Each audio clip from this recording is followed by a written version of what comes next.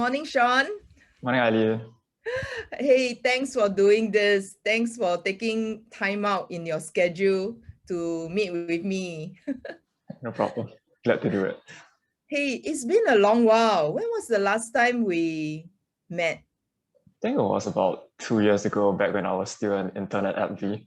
You did some workshops there and I kind of helped out with the facilitation. Oh yes, absolutely. And I do remember you significantly in a good way. And that's the reason why I reached out. And Sean, as mentioned in the chat, I have a seminar that's coming up, which is the title of the seminar is Tips, to Excel as a Contract Hire. And even though the theme of that seminar actually covers a wide range of topics, as a contract hire, which means the contra to that is you're not a permanent hire. And so what can a contract hire do to ensure that they get, number one, rehired, number two, maybe even to be considered for permanent position. So that's kind of the theme of the seminar that's coming up. But why I thought about you is because needless to say, if you didn't do a good job, I wouldn't be reaching out to you.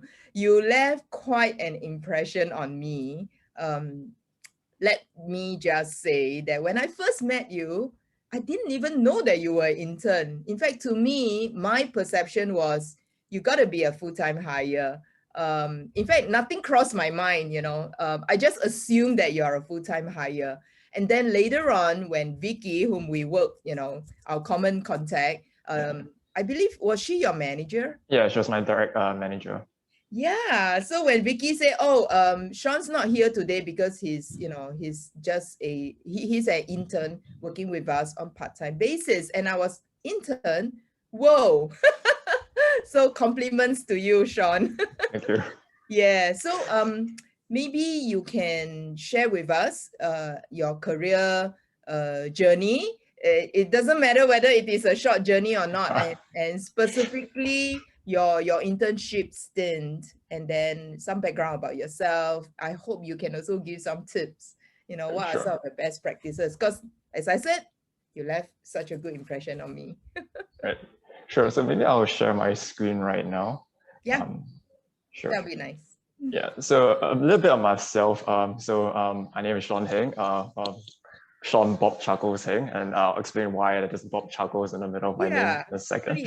Right. So I'm a penultimate year student at NUS Business School. So I specialize in management and organization, and I'm also reading my master's degree in management right now. Yeah. So in terms of like my professional experience, it's rather short since it's mostly based on like internships and contract jobs. Yeah, and at the same time, I'm also the president of NUS Esports, which is why I have Bob Chuckles in my name. So that is called my gamer tag, which is what the gaming community refers to me by.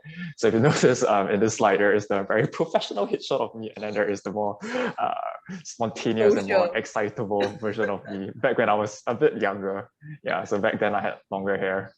Yeah. Oh my gosh. So is that a week?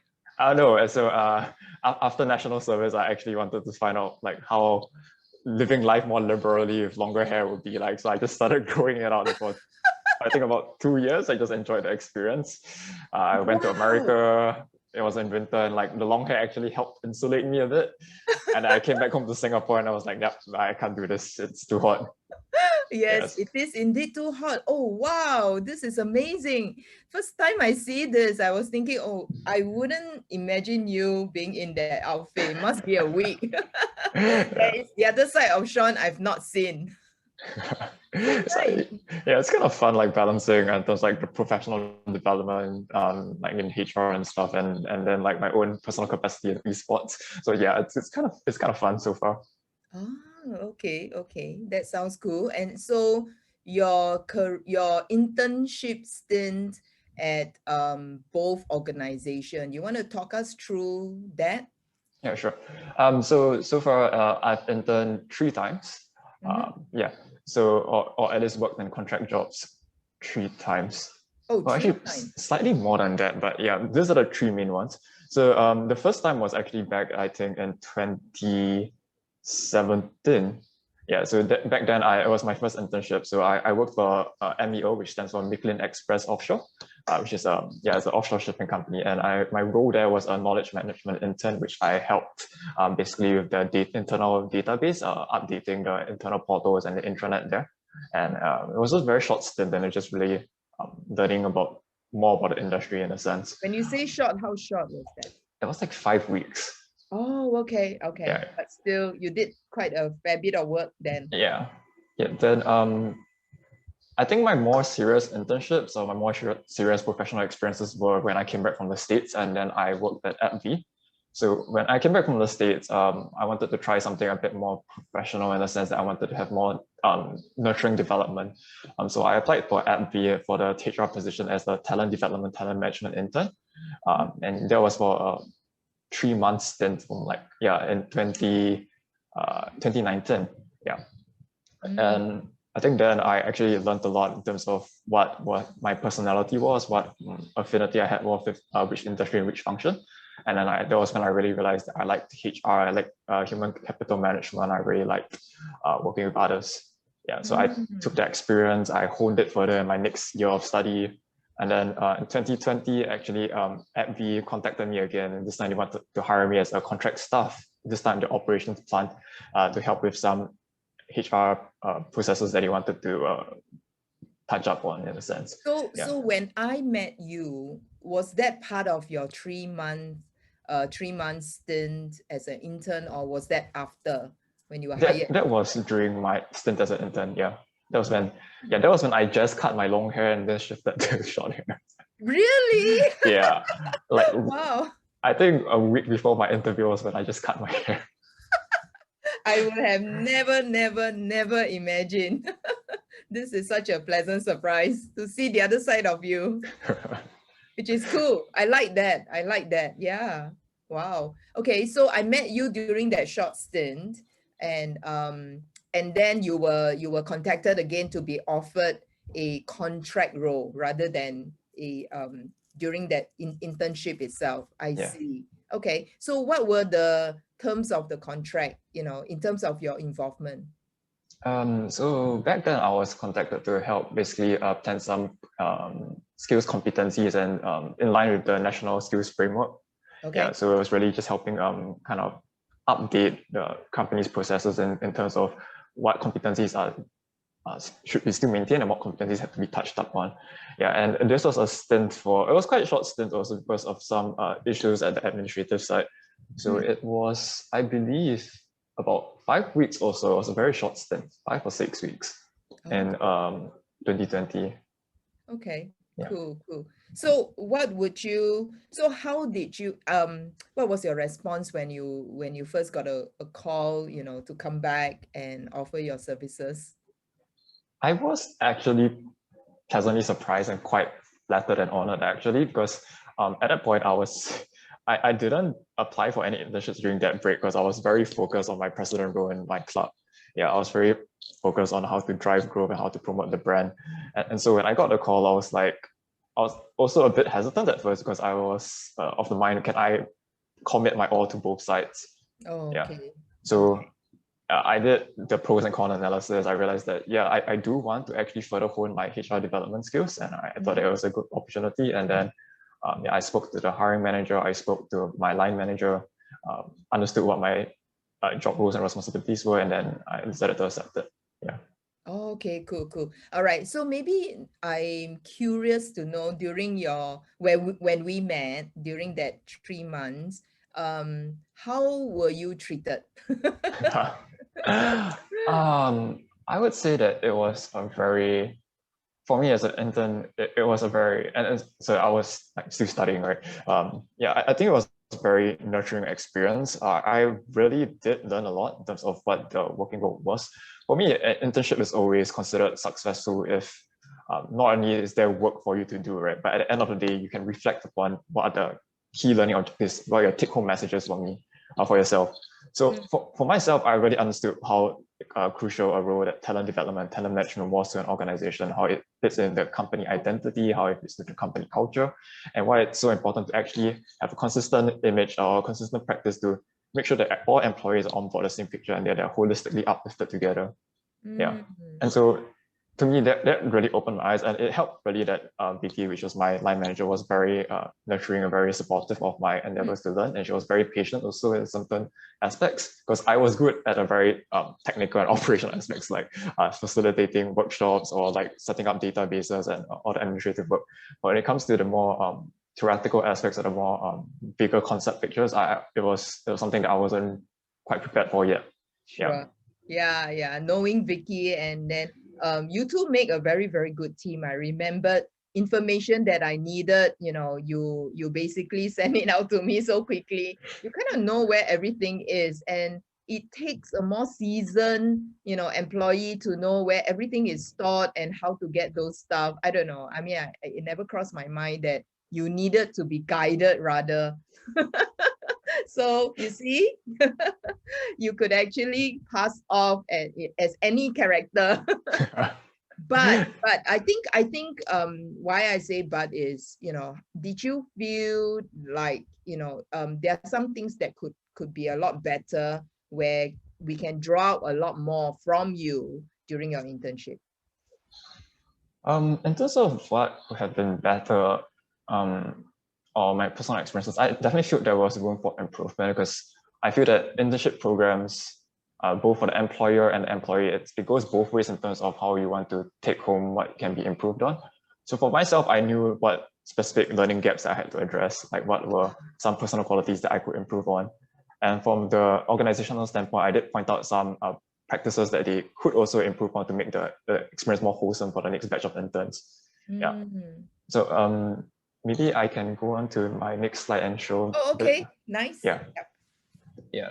So, right. So this is for me my own personal encounters of like the best and worst practices that I've encountered in my very short professional career. Yeah. So what worked for me in a sense was understanding the job expectation and what the deliverables were. And so what I mean by this was when I first read the job description and when I first went for my hiring interview, I was very upfront about understanding what specifically I have to deliver, what are my KPIs that I had to meet. And I really understood what skill sets were required and whether I could fully contribute to the company in my personal capacity. And so during my hiring interview, I was, so in this case, when I was talking to Vicky at ABBVIE, I was like, so you guys need this database. Do you guys require programming skills? If so, at what level, at what fluency? Is this an international database, or how are you guys connecting with the business units from overseas partners? Yeah. And so it was in line with my own personal expectation and the company's corporate expectations. So I thought that went well. And another thing that worked for me was having a constant communication with my line manager. So Vicky and I, as you noticed, we worked very closely together, and it was, we were in constant communication. So anytime that I felt that I needed more guidance, I could just text her or I just email her and she'll very quickly respond. And then that will have a continuous feedback loop for me to improve on. And then sometimes if she needs stuff, she also just communicates back to me, and then I will be able to respond so quickly to any requests, such as your request for workshop assistance. But those communication, if I'm not wrong, did you have to like follow very strict rules, like, don't reach out to me after working hours kind of thing? And I think you guys text a lot as well. I think it was a bit more informal. Like it was a very comfortable arrangement actually, that the boundaries weren't very clearly defined, because it was all very professional in terms of what we needed, but at the same time, personal boundaries were respected. There wasn't like at 2 a.m. you get a text saying prepare this document or something. It was like, tomorrow when you come into office, please get ready, this kind of stuff, or in the following week, this is what you have to prepare for. So there was sufficient heads up. It was never like very abrupt or very last minute, or even if it was very last minute, it was very understanding of limitations that have to be maintained. Yeah. Okay. So that's so important, isn't it? You have some kind of trust, and then it's almost like an open channel. So was it all just strictly business? Did you, also have other side conversation, sort of like, hey, I'm doing following up a bit of my hobby today. Here's what I discovered. Was there ever any small talk? I mean, it wasn't really like personal small talk. I mean, Vicky would ask about my schooling experiences, what I learned in school and this kind of stuff. And then I would like give some feedback, and then we connect about like some family stuff also, because like her kid is around my age actually. She has a son that's I think literally my age. Yeah. So we'll talk about stuff, some stuff out of the office also. Yeah. Even now actually we still keep in contact even though I've left so nice. quite some time. Yeah. That's so nice. That's so nice. Okay, cool. And so you want to share mistakes that you made? We are all human. So yeah, these are the mistakes that in hindsight, when I reflect upon my previous experiences or things that I felt that I could have either acted upon there and then, or I would want to act upon in the future. So the first thing is implicit versus explicit personal expectations. So what this actually means is that with explicit expectations, it's very clearly delineated in terms of your job description, in terms of what your line manager expects of you, right? But sometimes there's implicit expectations in terms of like your job attitudes or the way you communicate or how you behave, essentially, that it's not very explicitly told to you. It's kind of implied, and so you have to infer from your surroundings or from not even your line manager, maybe your director per se, and you have to react accordingly. So my mistake back then was that I had a very comfortable arrangement. It also links to my second point about incomplete stakeholder management. I had a very comfortable relationship with Vicky in terms of what deliverables had to be maintained and what deadlines had to be kept. But when it came to managing other stakeholders, like the director in charge of us, or basically like other departments, it wasn't really that clear cut because we didn't really have that close a personal connection. So even though I was meeting all my objective KPIs and all my deliverables, it didn't seem that I was like putting in my all, because they weren't really that familiar with me, and I didn't really know that what I was contributing to the best of my performance. Yeah. I see. Yeah, because no two stakeholders are alike. Yeah. Yeah. Really. What about personality? You want to say something about it? You know, what sort of personality actually work well with you, you know, and will come off as a much better stakeholder to collaborate with? So for me, this is something I've discovered through both working and through my capacity as president of the club, is that even though I'm working on it, like emotional intelligence is so important. It's a bit hard sometimes to detect when people are trying to infer something or imply something. So I do appreciate it when people are more direct in terms of what they expect of me or what they're uncomfortable with, and so I can either improve, act, or change the situation for them. Yeah, so that really works well with me. And then also explaining personal circumstances and being able to empathize with people, that really helped. Yeah. So I think one of the issues I faced back then was after my internship, I actually was a part-time intern, right? And so I was trying to manage, being a part-time intern, manage my studies, and being president all at the same time. And in esports, we have this term called limit testing, where you push yourself to your absolute limits, and then you see how far you can go beyond that. Yeah. And my experience then told me that I can survive with 3 weeks of sleep, 3 hours of sleep for 2 weeks before I kind of flatline mentally. Yeah, so before your brain shuts down. Yeah, so that was a period that was really tough for me. I had to really balance my career as an intern in terms of all the deliverables, which I still managed to maintain, but I was also very exhausted. So sometimes I think my demeanor in office showed that I was maybe a bit lethargic, and so that didn't reflect very well on me. And so people who were closer to me understood like what I was going through, but people who were like just observers from afar, they were just like, why is this guy like spaced out? Yeah, a bit spaced out right there and then. Yeah. No lah. I see. Like not yourself, you know. Hello. Yeah, because I mean, like when you meet me during like workshops or when you interact, I'm very like energetic, alive and lively. Yeah, very spot on and very on the ball. But yeah, when I was like exhausted, I was just like kind of zoning out when I sit down and just like, okay, cool, I finished all my work. What's next? Now just like slowly process. I see. And then you go into, I'm not sure if is that a statue or is that a real person start poking you? No, just kidding. I see. Were there any encounters, and hopefully not, you know, where you kind of feel like, why are people talking down to you? Like as if you don't even know anything. I mean, was there any encounters like that? Not so much in my internship experience, because So far, my internship experiences are very wholesome in the sense that they are very, my managers or my seniors or my colleagues are all very nurturing into explaining things that I don't know to me because they know that I'm coming in fresh.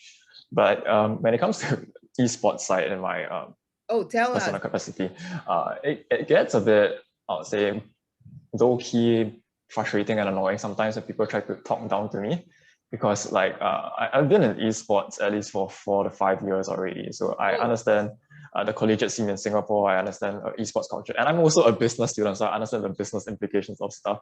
So sometimes when I talk to organizations or when I talk to managers, they will try to like simplify concepts or try to like talk down to me, and I'm like, I can summarize what you're saying in 2 sentences. You don't have to spend a very long period of time. Right. Yeah.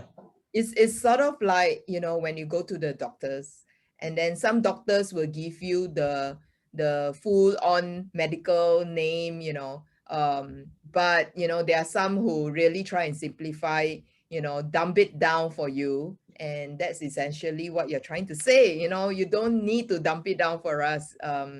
Give it to us in the raw. Yeah. so that you can appreciate and so that you can absorb as much as possible, right?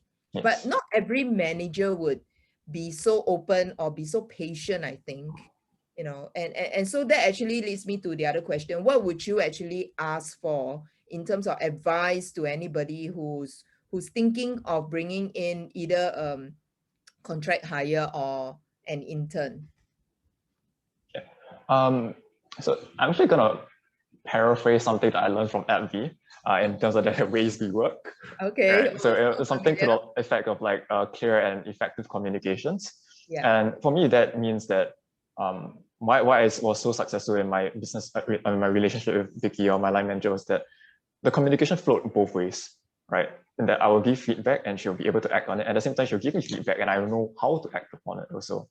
And it was very supportive because it really flowed both ways. So things that I needed to improve on, things that I could work on, I knew what to do. And then things that I felt maybe a bit uncomfortable with, or things that I felt that she could be more nurturing or show more guidance on, I will also offer, and then she'll give me the required resources to improve myself or to contribute to the company. Yeah, so I felt that was very important in terms of communication both ways. Yeah, so and being feedback. Yeah, and being very clear and honest about it. Yeah. Because I think, I mean, I kind of learned it in school that like in Asian contexts or in Asian business cultures, we're a bit more sensitive about like emotions or implications. So we kind of like hide or we mince our words a bit, and sometimes the meaning gets lost. But it's sometimes it's more effective to just really be upfront about issues you're facing or experiences that you're going through. Yeah, and I always say, you know, when messages get lost in the delivery, it's because we do not kind of sequence it, because I think sequencing is very important, right? Like number one, the first thing to sequence or first thing to emphasize is the intention. I think we need to talk about the intention, right? Like what I'm about to share with you, you know, the reason behind that is this, right? I wish for everything good to happen, but here's what's bugging me, and here's what I think you need to know, but then tell us if it doesn't matter. But anyway, that sort of way of being direct without being rude, right? I hope nobody will rude to you in any case. No, you never face any, you know, one of those horror stories that you hear from internship stint. I've heard stories from my peers and my friends, but personally, I have not experienced it. So I'm quite blessed in that sense. Yeah. And okay, cool. Any, like, for example, advice that you can give to mature workers or even mid-career changers, you know, people who have spent so many years in one industry and thinking of going to another industry. And we've got a lot of programs that is, you know, heavily supported by the government, encouraging mid-career changes to actually take on a career, you know, kind of short stint as an intern or what we call mature intern. So what do you think? Is your advice the same, or maybe you can think about, give me what are the top 3 things that they should be focused on? Yeah, so my advice, as in my previous advice in terms of communication, they'll probably take place more when they are in the company itself. Before that, when I think that they're looking for mid-career transitions or looking for even a new career opportunities, something that I think that they should be cognizant of is, I think, more to my first point of understanding your job expectations and what the job entails. To the end, because I was actually at a NTUC workshop about esports and how career opportunities are there in esports. And it was actually targeted towards the current target audience that you're mentioning, which is like the mid-career transition professionals. And it was a bit embarrassing to watch them go into the program and talk to the host or talk to the panel about very imperfect information assumptions that they're making about the esports industry, that just because they can play games means that they can work in esports, which is not how it works. Much like any other industry, there is a corporate side to esports, the HR, the legal, the administrative side. So there is a certain skill set that is also required there. It's not just about playing computer games. So it was quite embarrassing to watch like 30-year-olds, 40-year-olds going like, I used to play StarCraft too. Can I go into esports? And I was like, no, you need to be good at your professional skills. So maybe what you're saying is the paradigm has shifted, and then maybe what they can do is spend a little bit more time to understand a little bit more. Right. The company culture, the company expectation, what the job description requires of you. And then if you are lacking in the skills, then like as Eileen you yourself mentioned, the government has a lot of skills framework, if I'm not wrong, skills future, yes. Call it SG United program. And this program is like, I casually browse it sometimes when I'm writing reports for my schoolwork, and it is very comprehensive and it really tailors to the competencies that each industry would face in its lifetime. And it really provides opportunities for you to hone these skill sets. So even like basic programming like Python or even administrative functions is it's all very up there for you to improve yourselves upon, and also like your skills future credits that you can spend on. So if you identify the industry, identify a particular function you want to do, then do the necessary groundwork, do the necessary research, and then upgrade yourself if you still desire, or update your skills if you so desire. And also maybe talk to people, talk to people of various age group, which also brings me to my next point. This concept of reverse mentoring. And I think not enough people or the workforce here, I don't see a lot of that happening. Naturally, I see a lot of that happening in more established countries, whereby the older workforce or the mature workforce, well, actually it can be any age group, but basically a older age group actually reaching out to a younger age group to learn on new areas, especially when we talk about technology. And therefore the younger age group, the workforce belonging to that age group, actually becomes the mentor. So that's hence the term reverse mentoring. And would you be open to be a reverse mentor? I mean, the idea is always there. I mean, I'm personally, for my experiences, my professional experiences, I realized that I do like adult learning. I do like adult coaching. In my own personal life, I'm actually a certified esports coach in Singapore. Oh, tell us like more at a national level. So I took the Singapore Sports SG coaching course, the theory level 1 course. So I'm actually certified to coach. So I do, I used to coach the school team also back in NUS. Nice. So are you open for our listeners to maybe reach out to you? Oh, definitely. But the thing is, I will be interested, but my take on it is that I don't have a lot of technical skills per se. It's more of like advice and experiential learnings that I've adapted over my course of study and my own brief stints in the workforce. But I'm definitely open. It's like how, because I'm into esports and I sometimes have to explain to the school board like what esports is about. And it's always very interesting and fun to try to like contextualize it into something that they can understand. Wow. Sean, you have to come back and speak with us about esports. I definitely am going to rope you in, to talk about the next topic, which is esports. And hopefully we can get, all the professionals and especially the job seekers to give this some consideration as well. Yeah. That'd be so nice. Wonderful, wonderful. Okay, so any advice that you can give to your peers? I don't know, or maybe younger generation, like the alpha generation that's coming into the workforce. Right. So this question has been posed to me multiple, because I volunteer at my business school to like do student outreach and to like kind of give my personal take on issues to the new generations. Yeah, correct. So my advice is when you search for internships, which is actually very important now in the current business world, I think that a lot of companies value job experience more than they prefer the paper qualifications. So when it comes to looking for internships, while company brand name is very important, because like if you get an MNC, like you worked at Apple, it's always up there. But at the same time, you want to have a very rewarding internship experience. You actually want to develop your personal skill sets. And I think what made me enjoy my internships the most was when I could actually take my classroom knowledge, all the stuff that I learned in school, and then I actually apply it into the business world. And then from there, I can actually take my business world experiences and think what else I want to study when I go back to school. And that was really what kind of drove me towards human resource management and human capital management.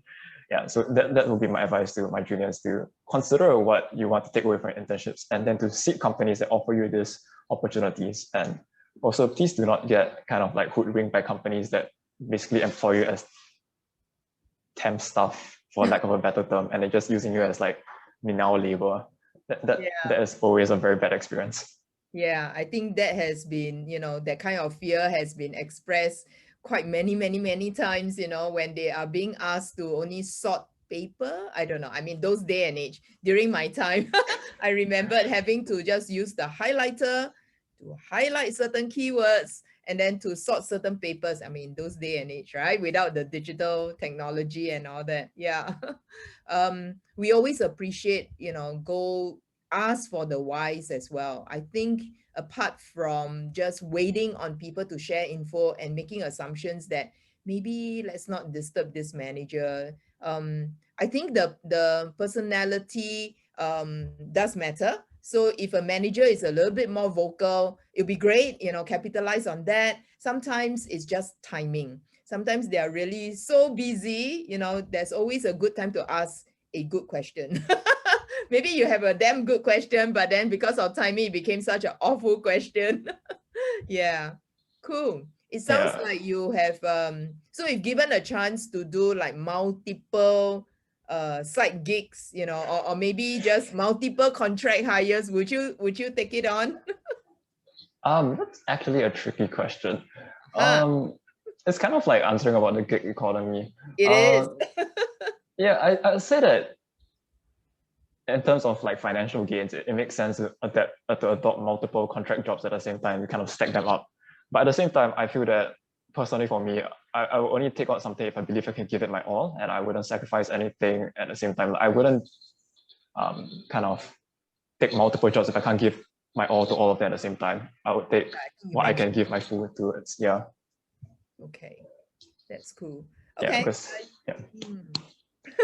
So thanks so much for sharing all these insights for us. I'm sure if the audience have some more questions, and then I hope you can, I'll channel that to you, and I also hope that on that very day you can actually join us and take those questions live as well. But Sean, thank you so much for spending your time with us. Thanks. Yeah, sure. Thank you. No problem. Bye-bye. Yes, bye.